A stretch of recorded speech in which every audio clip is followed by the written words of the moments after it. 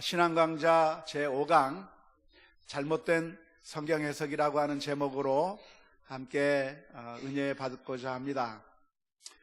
성경 말씀이 우리들에게 주어진 하나님의 말씀인데, 이 하나님의 말씀을 우리가 잘못 해석하면 우리들에게 영적으로 유익이 있는 것이 아니라 오히려 우리들에게 영적인 해악을 가져다 줄 수 있다고 하는 것이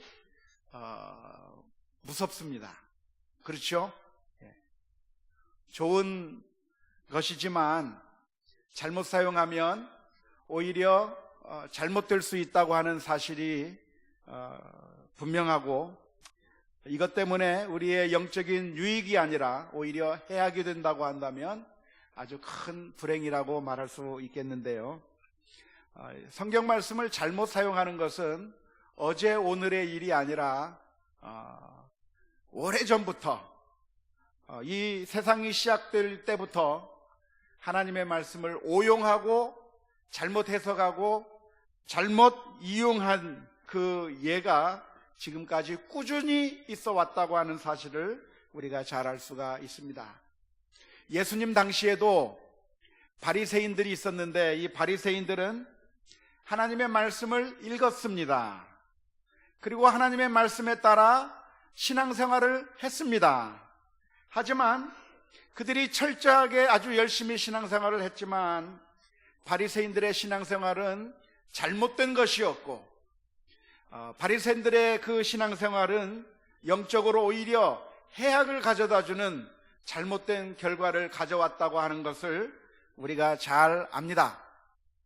뿐만 아니라 초대교회 시절에도 초대교회를 다니면서 교회를 어지럽혔던 수많은 사람들이 있었는데요, 소위 율법주의자라고 하는 사람들이 하나님의 말씀을 가지고 성도들을 가르쳤지만 결국 교회들을 잘못된 방향으로 이끌고 하나님의 말씀에 따른 그 바른 말씀을 배운 것이 아니라 복음을 방해하는 잘못된 사상을 가르쳤던 것을 우리가 너무나도 잘 압니다. 그리고 그것이 과거의 이야기가 아니라 바로 지금 우리가 살고 있는 바로 이 시대에도 수많은 이단들이 존재하고 있습니다. 이단들이 존재하고 있죠? 예. 안타깝게도 우리 주변에 이단 사상에 빠져서 가정이 파괴가 되고 영적인 고통 가운데 살아가고 있는 사람들을 많이 만나볼 수가 있습니다. 제가 전에 사역하던 교회에서는 어떤 장로님의 따님이 잘못된 이단 종파에 빠져서 고통을 받는 것을 봤어요. 어떤 권사님의 아드님이 잘못된 이단 종파에 빠져서 고통을 당하는 모습들을 보았는데, 이단 사상에 빠지는 이 모습이 우리와는 전혀 상관이 없는 딴 세상의 이야기가 아니라 사실은 우리 주변에 아주 가까이 와 있는 그런 현상이라고 하는 사실을 우리가 잘 알 수가 있는데, 왜 이런 잘못된 성경 해석, 이단 사상들이 어떻게 해서 발생하게 되었는가? 그것은 성경을 잘못 해석했기 때문에 그렇습니다. 성경을 제대로 잘 해석하는 것이 필요한데요, 우리 교회는 그런 점에서 아주 많은 장점이 있겠죠? 성경을 잘 가르치고 있는 것 같습니까? 예, 감사합니다. 성경을 잘못 해석하는 그 잘못을 우리가 지양하고 어떻게 하면 성경을 바르게 해석할 수 있겠는가, 그 몇 가지 방법들에 대해서 오늘 이 시간에 같이 생각해 보려고 합니다. 첫 번째 방법이 있다고 한다면 그것은 지난 시간에도 말씀드렸듯이 성경 전체의 가르침에 비추어서 성경을 해석해야 된다고 하는 그 원리에 충실해야 됩니다. 한번 따라서 해봅시다. 성경 전체의 가르침에 비추어서 성경을 해석해야 한다. 성경 어느 한 구절만 톡 집어가지고, 어느 한 구절만 톡 빼내가지고 해석하기 시작하면 잘못될 가능성이 있다는 것입니다. 예를 들어서 성경에는 어떤 말이 있냐면 하나님은 없다라고 하는 말이 성경에 있을까요? 없을까요? 하나님은 없다라고 하는 말이 성경에 있습니까? 없습니까? 놀랍게도 있습니다. 그것도 한 번만 나오는 게 아니고 2번씩이나 나옵니다. 하나님은 없다라고 하는 말이 성경에 나옵니다. 그런데 어디에서 나오는가? 이런 맥락에서 나옵니다. 어리석은 자는 그의 마음에 이르기를 하나님이 없다 하도다.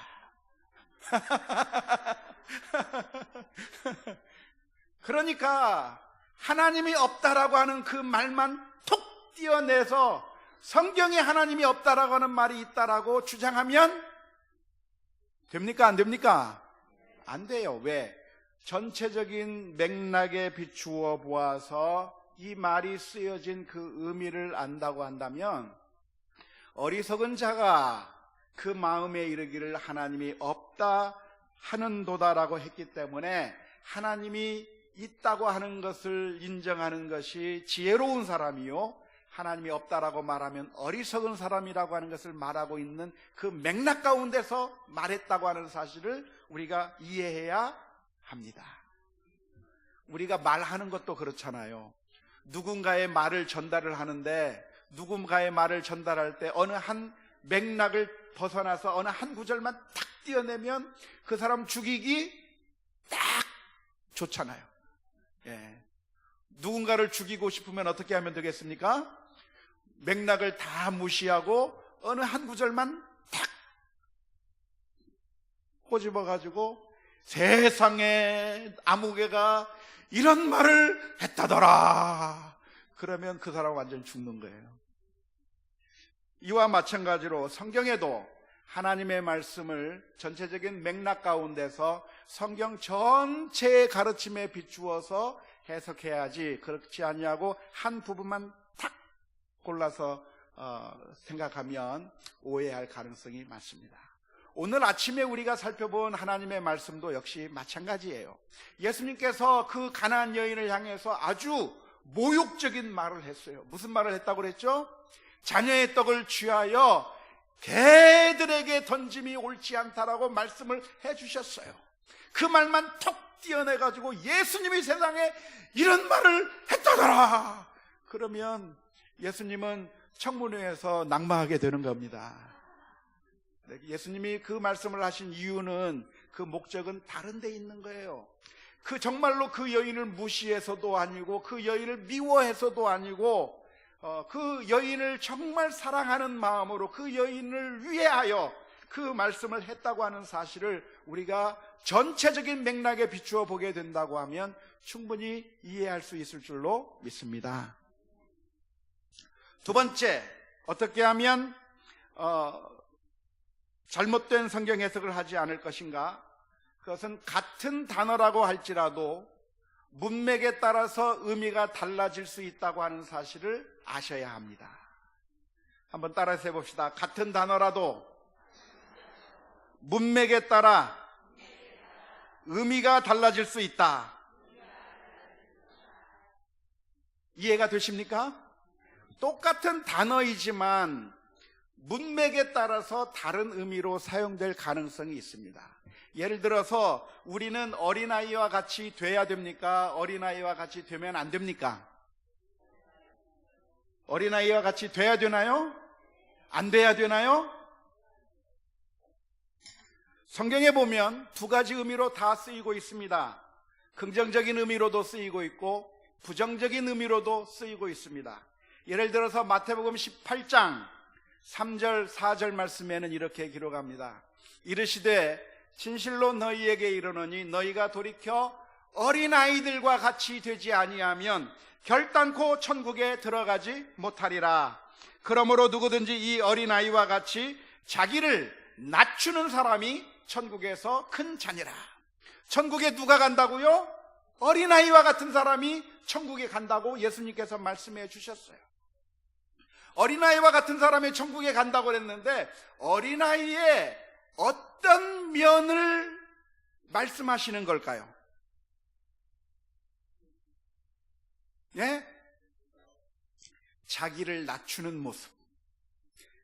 마태복음 18장 4절에 그렇게 되어 있잖아요. 그러므로 누구든지 이 어린아이와 같이 자기를 낮추는 사람이 천국에서 큰 자니라. 다시 말하자면 어린아이가 자기를 낮추는 그 모습을 예수님께서는 말씀하시면서 이렇게 자기를 낮추는 어린아이처럼 되어야 천국에서 큰 자다, 천국에 갈 수 있는 자라고 말씀해 주신 것입니다. 그런데 성경에는 똑같은 어린아이라고 하는 말이 부정적으로 사용된 구절도 있습니다. 예를 들자면 고린도전서 3장 1절 말씀에는 이렇게 기록되어 있습니다. 형제들아, 내가 신령한 자들을 대함과 같이 너희에게 말할 수 없어서 육신에 속한 자, 곧 그리스도 안에서 어린아이들을 대함과 같이 하노라. 여기서 어린아이들은 어떤 특징을 가지고 있습니까? 육신에 속한 자. 고린도전서 3장 1절에서는 어린아이는 어떤 아이예요? 육신에 속한 성도들은 어린아이와 같은 성도들이다, 그렇게 이야기를 해요. 어린아이와 같은 성도가 되는 게 좋습니까? 장성한 성도가 되는 게 좋습니까? 장성한 성도가 되는 게 좋은 거예요. 성도가 어린아이와 같은 유치한 성도가 되면 안 되는 겁니다.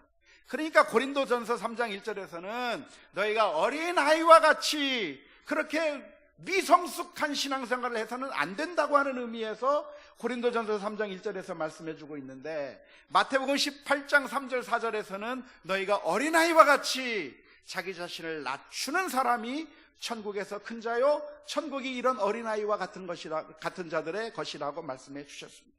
그러니까 똑같은 어린아이라고 하는 말도 맥락에 따라서 부정적인 의미로 긍정적인 의미로 사용되고 있는데, 이 어린아이라고 하는 말이 같다고 해서 두 단어를 서로 대입시켜 버린다고 한다면 엉뚱한 해석이 발생되고야 말 것입니다. 즉 어린아이는 육신에 속한 자라고 했죠? 고린도전서 3장 1절에? 예, 대답 좀 해보세요. 고린도전서 3장 1절에 어린아이는 육신에 속한 자라고 했죠? 마태복음 18장 3절 4절에서 어린아이가 천국에 간다고 그랬죠? 그러니까 육신에 속한 어린아이와 같은 자가 천국에 가는 걸까요? 그게 왜 잘못됐죠?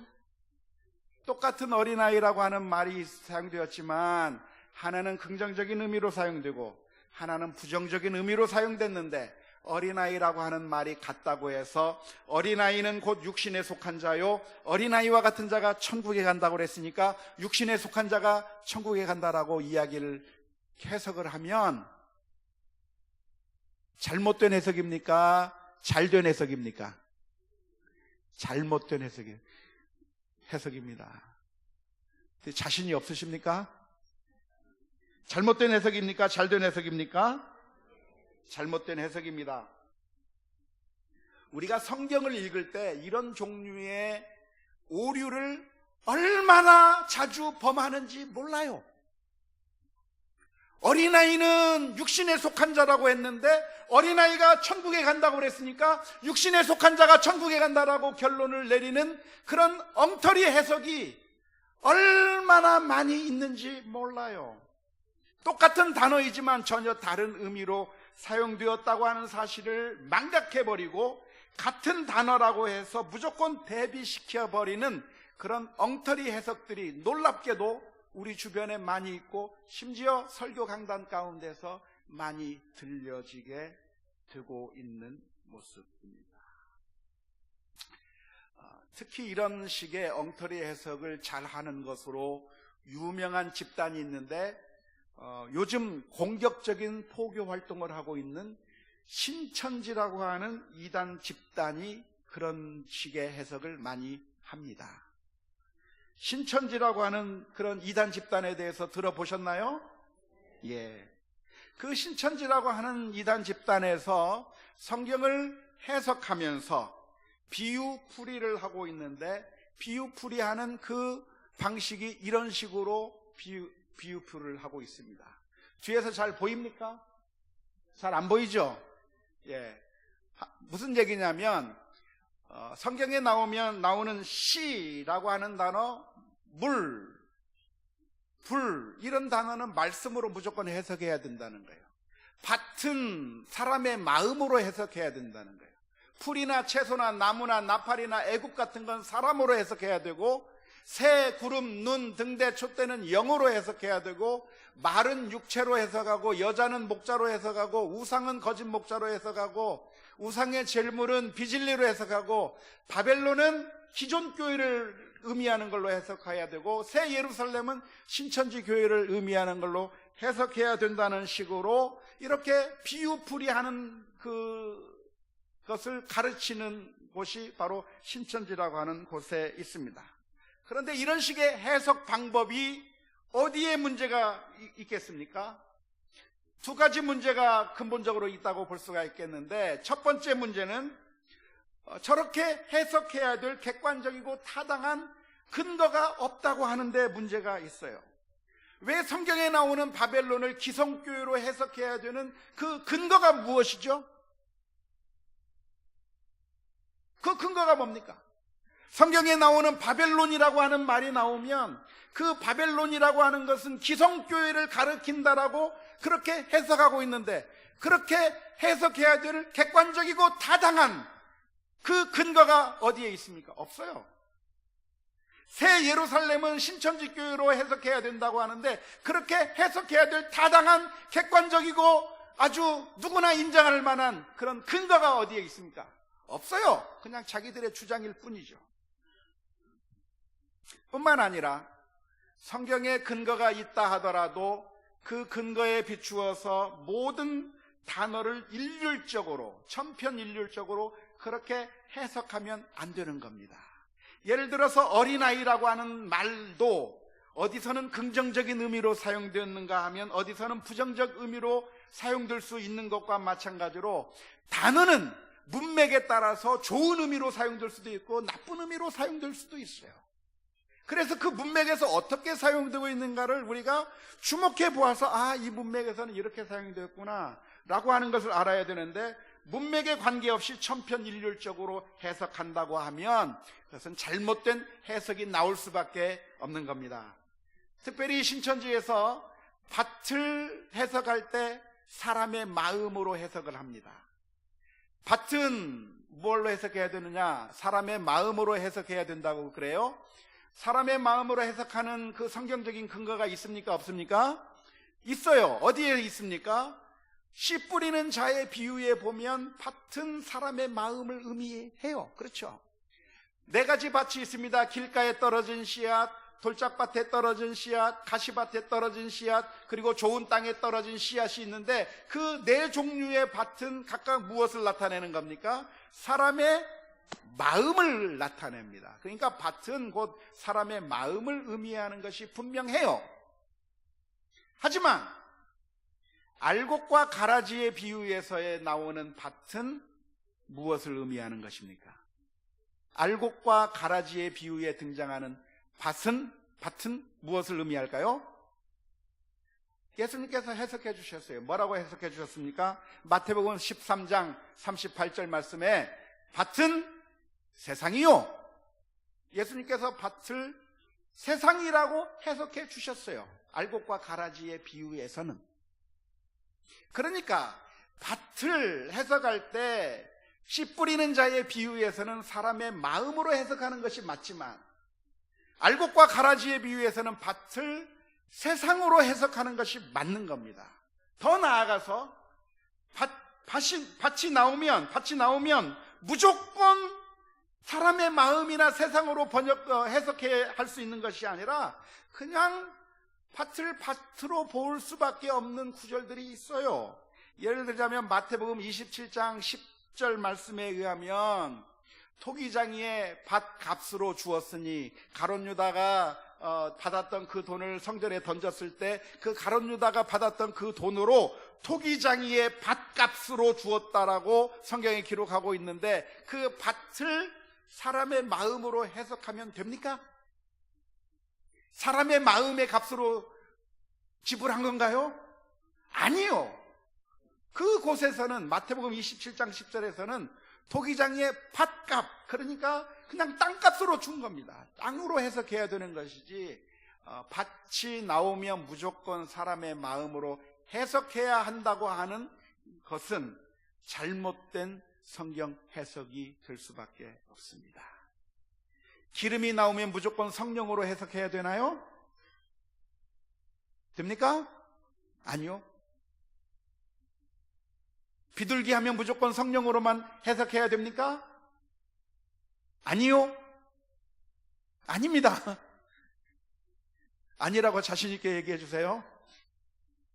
어떤 한 곳에서 어떤 의미로 사용된 그 단어를 다른 곳에서도 똑같이 적용하면 성경 해석을 잘못하게 되는 것입니다.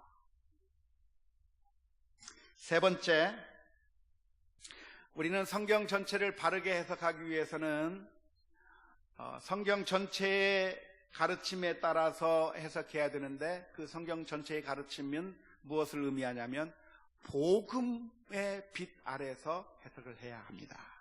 따라서 한번 해봅시다. 복음의 빛 아래에서 해석해야 한다.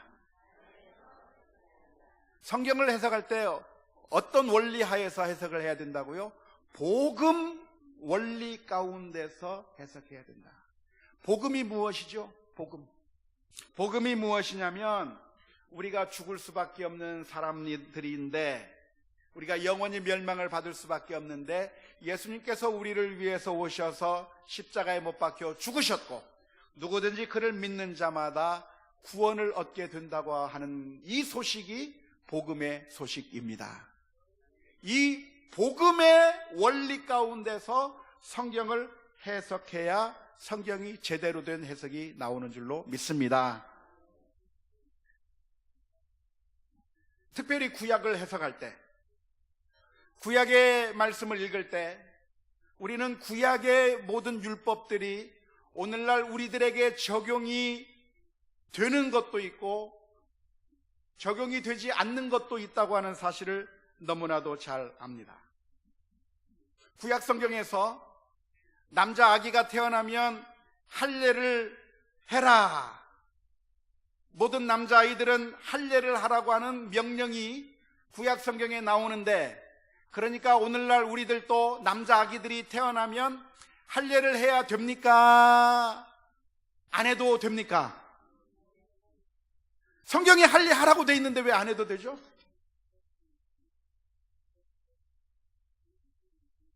예, 구약에 할례를 하라고 명령이 분명하게 있지만 우리는 그 구약 성경의 말씀을 우리들에게 적용하지 않습니다. 구약 성경에 보면 번제를 드려라, 속죄제를 드려라, 화목제를 드려라, 칠칠절을 지켜라, 유교절을 지켜라, 무교절을 지켜라 등등 여러 가지 그 절기를 지켜라, 제사를 드려라고 하는 그런 계명들이 나오는데, 오늘날 우리가 그런 계명에 따라서 번제를 드려야 합니까? 저는 이렇게 열정적으로 이야기하는데 대답이 시원찮아요. 드려야 됩니까? 안 드려야 됩니까? 안 드리는 겁니다. 구약 성경에 보면 이렇게 깨끗이 씻어라, 이것을 이렇게 무슨 부정한 일이 있으면 이렇게 씻어라, 저렇게 씻어라 하는 여러 가지 정결의 예법이 나오는데, 그 정결의 예법에 따라서 오늘날 우리가 그렇게 행해야 합니까? 아니요. 구약 성경에 나오면 이건 먹어라, 이건 먹지 마라, 이건 못 먹는다, 이건 먹어도 된다, 오징어는 먹지 마라, 또 돼지는 먹지 마라, 되새김질 안 하는 거 먹지 마라 등등 여러 가지 규정이 나와 있는데, 우리가 오징어를 먹으면 됩니까? 안 됩니까? 성경에 먹지 말라고 돼 있는데 됩니까? 안 됩니까? 성경에 먹지 말라고 돼 있는데 왜 먹죠? 먹는 건 우리 본성을 따라가는 거니까 그렇습니까? 그게 아니고 우리는 복음의 빛 아래서 성경을 해석하기 때문에 그렇습니다. 복음의 빛 아래서 볼 때 구약 성경의 여러 가지 법들이 있지만 그 법들 가운데서 어떤 법들은 성취되고 폐지된 반면 어떤 법들은 아직도 오늘날 우리들에게 유효한 법들이 있습니다. 예를 들어서 살인하지 말라, 도둑질하지 말라, 간음하지 말라라고 하는 그런 도덕적인 명령들은 여전히 우리들에게 유효한 명령입니까? 안 지켜도 되는 명령입니까? 되는 명령입니다. 그러니까 불신자들이나 혹은 안티들이 우리들을 향해서 말하기를 왜 이 구약 성경의 말씀 가운데 이건 지키고 왜 이건 안 지키느냐라고 따지는 경우가 많은데, 우리가 분명한 원칙을 가지고 있어요. 그 분명한 원칙이 뭡니까? 복음의 원칙이에요. 구약의 율법 가운데 구약의 율법을 세 가지로 나눌 수가 있겠는데, 도덕법, 의식법, 시민법으로 세 개로 나눌 수가 있습니다. 무슨 법으로 나눌 수 있다고요? 도덕법, 의식법, 시민법이 있습니다.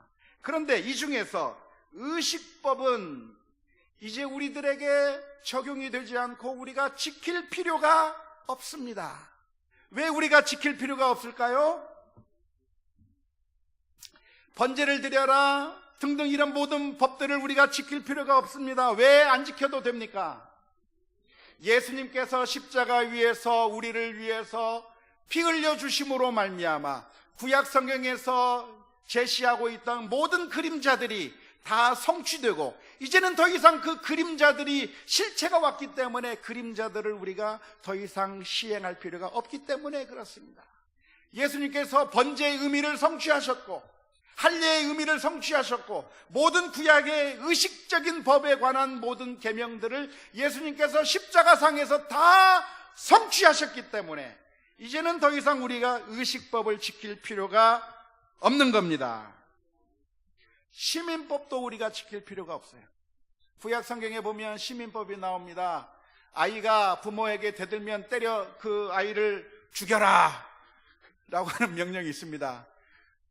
때려 죽여야 될까요? 말아야 될까요? 죽이면 안 됩니다. 구약 성경에 나오는 여러 가지 시민법들도 우리가 지킬 필요가 없습니다. 왜 그렇습니까? 왜냐하면 우리는 신정국가에서 살고 있는 것이 아니기 때문에 그렇습니다. 이스라엘 민족이 하나님의 직접적인 통치를 받는 신정국가였기 때문에 하나님의 법에 따라서 움직여야만 하는 그런 시민법이 구약 성경에 기록되어 있습니다. 하지만 이제는 우리가 신정국가에서 살아가는 것이 아니기 때문에 그 시민법이 우리들에게 더 이상 유효하지 않습니다. 질문을 던져봅니다. 하나님께서 우상을 보면 때려 부시라고 말씀을 하셨는데, 기드온에게 우상을 바알 신상, 아세라 신상 이런 거 다 때려 부시라고 했는데, 여러분들이 집에 가다가 길거리에서 보는 불상이나 우상들이 있으면 때려 부셔야 할까요? 어떻게 해야 할까요? 성경에 때려 부시라고 돼 있는데 부셔야 됩니까? 부시지 않아도 괜찮습니까? 성경 말씀하고는 전혀 반대로만 가시네요. 어떻게 그렇게 되죠? 부시지 않는 것이 정답입니다. 왜?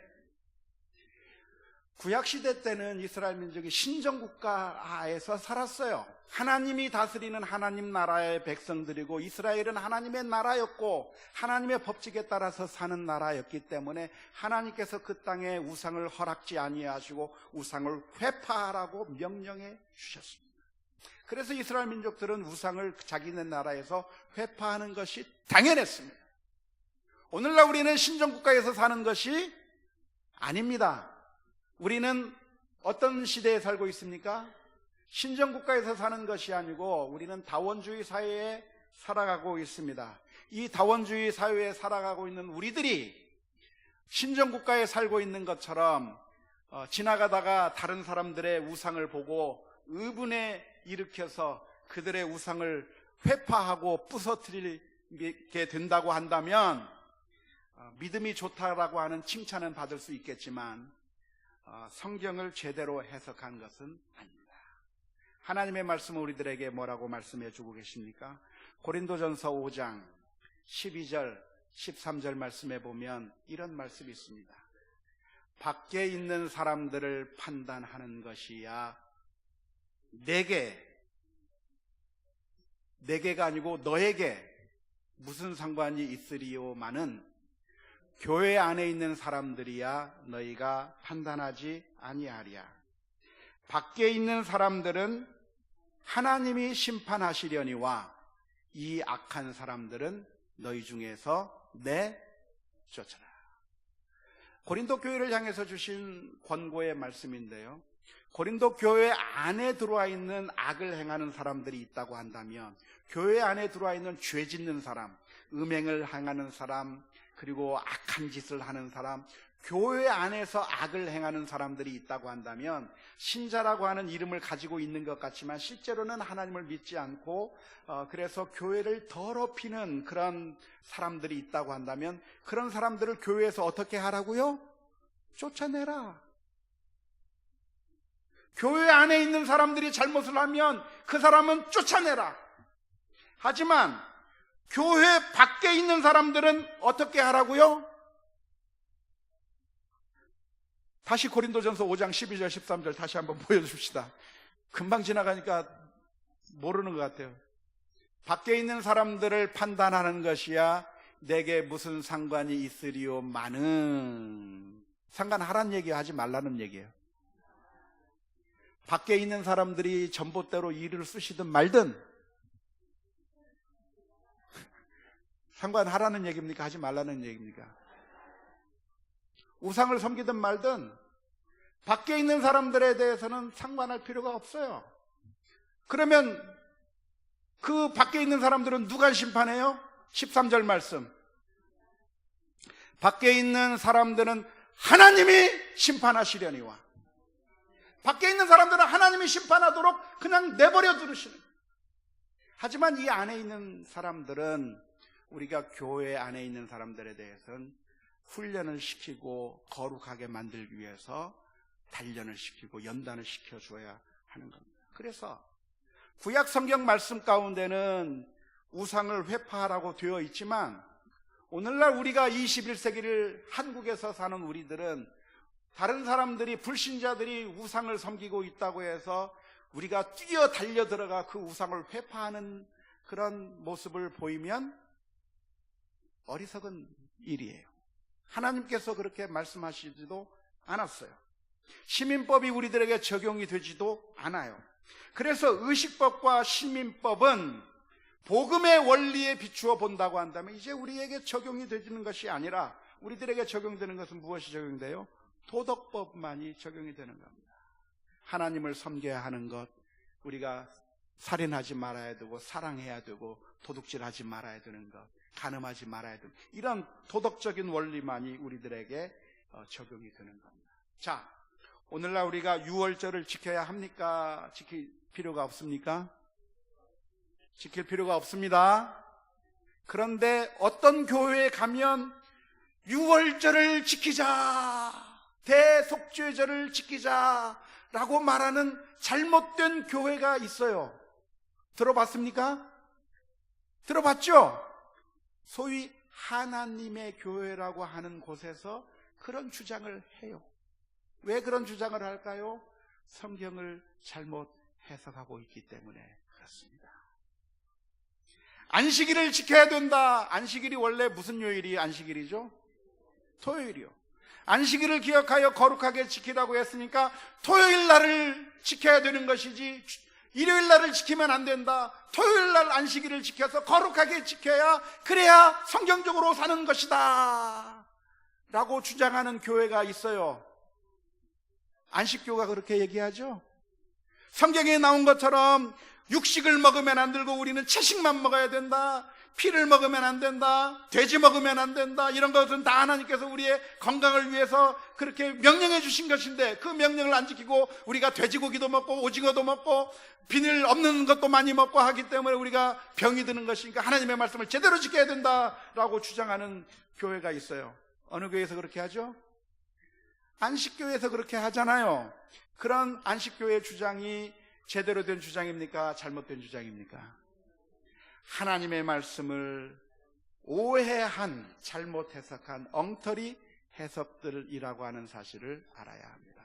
우리는 성경 말씀을 읽을 때 예수 그리스도께서 우리를 위하여 십자가 위에서 피 흘려 주심으로 말미암아 우리가 이제 구약의 율법으로부터 자유함을 얻게 되고 그 모든 법들이 다 성취되어서 이제는 더 이상 우리가 할례를 지킬 필요도, 그리고 절기를 지킬 필요도, 아무 필요도 없다고 하는 사실을 알면서 우리에게 주어진 유효한 법칙을 우리가 따라야 하는 것이지, 오늘날에도 구약을 읽으면서 우리가 이 하나님의 말씀이 돼지고기 먹지 말라고 했는데 돼지고기를 먹었기 때문에 우리가 당뇨에 걸리고 고혈압에 걸리고 하니까 먹지 말아야 된다고 하는 그런 엉터리 주장에 감동을 받지 마시기를 주님의 이름으로 축원합니다. 네 번째, 성경은 어떻게 바르게 해석해야 되는가? 성경은 성경의 특징마다 그 특징에 맞는 해석을 해야 합니다.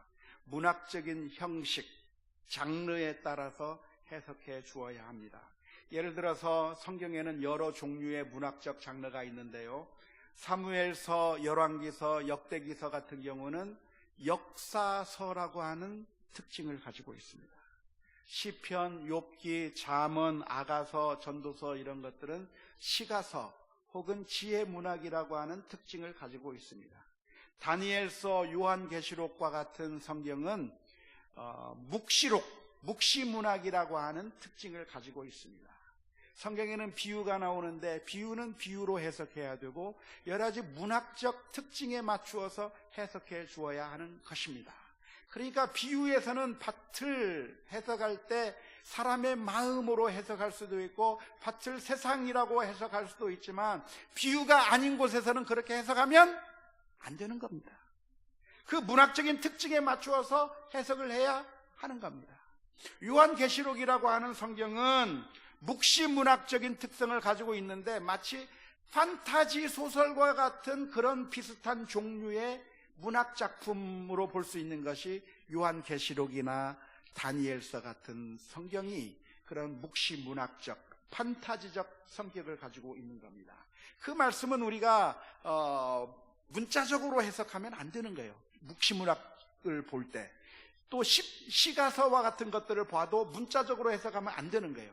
역사서는 문자적으로 해석해야 되는 것이고 설명들은 문자적으로 해석해야 되지만 묵시문학이나 시문학 같은 경우는 문자적으로 해석할 경우에 잘못될 가능성이 굉장히 많습니다. 예를 들어서 요한계시록 1장 12절부터 16절의 말씀을 보면 이렇게 기록합니다. 몸을 돌이켜 나에게 말한 음성을 알아보려고 돌이킬 때에 7 금 촛대를 보았는데 촛대 사이에 인자 같은 이가 발에 끌리는 옷을 입고 가슴에 금띠를 띠고 그의 머리와 털의 희기가 흰 양털 같고 눈 같으며 그의 눈은 불꽃 같고 그의 발은 풀무불에 단련한 빛난 주석 같고 그의 음성은 맑은 물소리와 같으며 그의 오른손에 7 별이 있고 그의 입에서 좌우에 날성검이 나오고 그 얼굴은 해가 힘있게 비치는 것 같더라. 예수님의 모습을 설명한 묵시문학적인 표현인데 이것을 그냥 문자 그대로 받아들여서는 안 되는 것이고 이런 표현을 통해서 무엇을 강조하려고 하고 있는지 그 묵시문학적인 특징을 보면서 성경을 해석해야 된다고 하는 것입니다. 5번째, 성경에는 규범적인 것이 있고 관습적인 것이 있습니다. 그래서 규범적인 것이 무엇인지 관습적인 것이 무엇인지 구별하면서 해석을 해야 됩니다. 따라서 해봅시다. 규범적인 것과 관습적인 것을 구분해야 한다. 이것을 구분하는 것이 사실은 그렇게 말처럼 쉽지는 않습니다만은 우리가 성경을 읽으면서 이것이 혹시 관습적인 것이 아닌지, 이것이 규범적인 것인지 질문을 던져보아야 합니다. 예를 들자면 이런 하나님의 말씀이 있습니다. 고린도전서 16장 20절 말씀에 보면 모든 형제도 너희에게 무난하니 너희는 거룩하게 입맞춤으로 서로 무난하라 그랬습니다. 주님의 말씀인데 우리가 서로 문안할 때 어떻게 해야 되겠습니까? 권사님 이제 저랑 입맞춤하면서 인사할까요? 아니요. 이것은 관습적인 표현이에요. 당시 유대인들, 그 당시 중동 지방에 사는 사람들은 인사를 할 때 입맞춤을 통해서 인사를 했어요. 그들은 입을 맞춰야 인사가 되는 사람들이었어요. 그러니까 그 사람들에게 말하기를 너희들 입맞추며 문안 인사하라고 했는데, 그 하나님의 말씀에 입맞추며 문안하라고 했으니까 우리도 서로 입맞추면서 문안 인사합시다. 서로 뽀뽀하고 그래도 될까요? 하면 좋을 것 같은데요? 아니요. 그렇게 하면 안 되는 겁니다. 왜 그렇습니까? 그것은 관습적인 표현이기 때문에 그렇습니다. 여자가 예배 드릴 때 머리에 수건을 써야 될까요? 쓰지 말아야 될까요?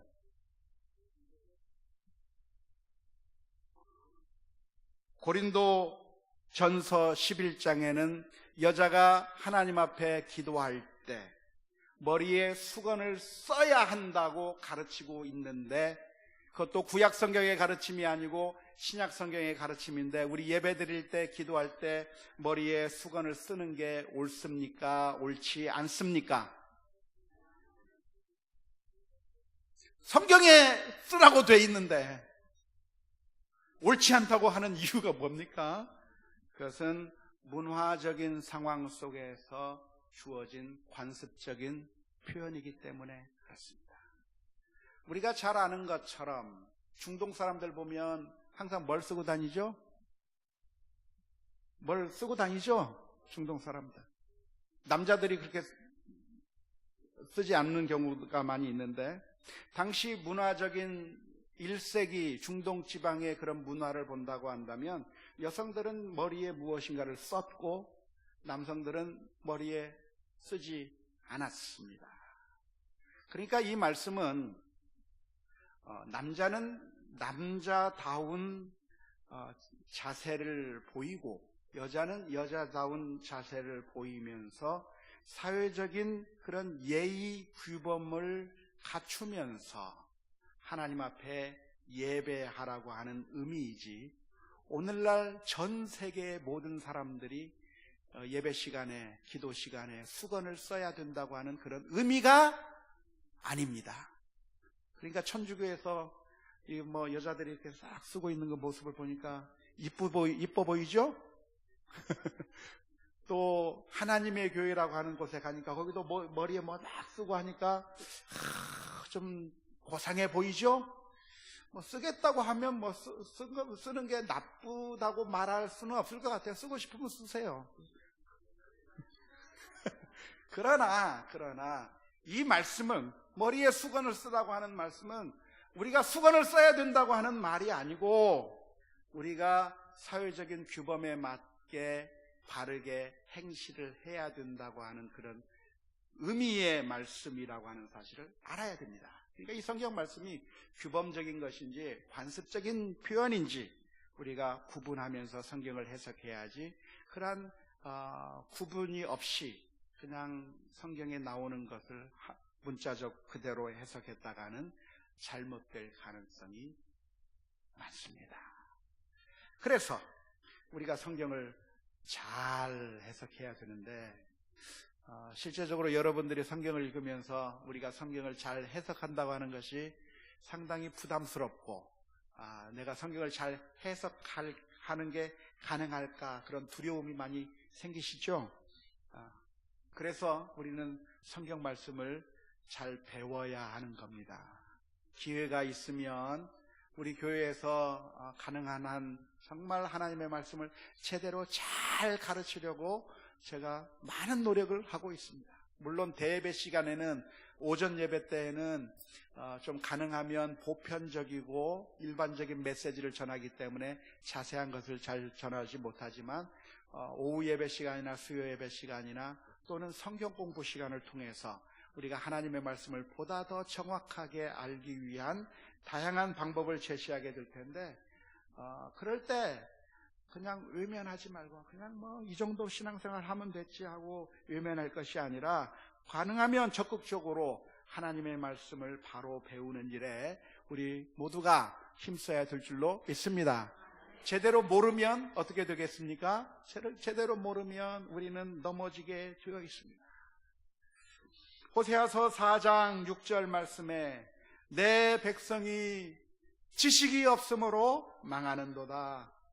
내가 지식을 버렸으니 나도 너를 버려 내 제사장이 되지 못하게 할 것이요 내가 내 하나님의 율법을 잊었으니 나도 내 자녀들을 잊어버리리라 말씀해 주셨습니다. 우리가 하나님의 말씀, 우리에게 축복으로 주어진 이 하나님의 말씀이 있는데 이 말씀을 보다 더 명확하게 잘 이해하기 위해서 우리가 부단히 성경도 읽어야 되겠고 성경 말씀을 가르치는 것에 우리 모두가 적극적으로 참여하는 우리 모든 교회 성도님들이 다 될 수 있기를 주님의 이름으로 축원합니다. 찬송합시다. 190장 찬양입니다.